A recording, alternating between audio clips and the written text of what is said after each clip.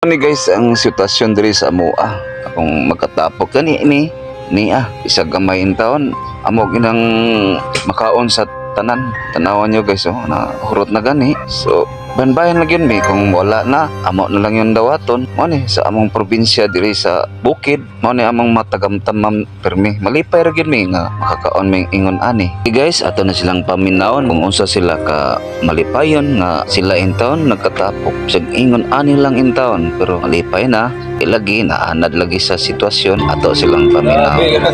Oy, panawagan sa may ginigana na ni oy. Oy, ani taon ay. Tabang.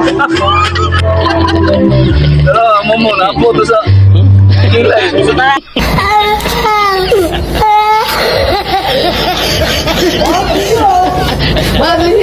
Kailaw na.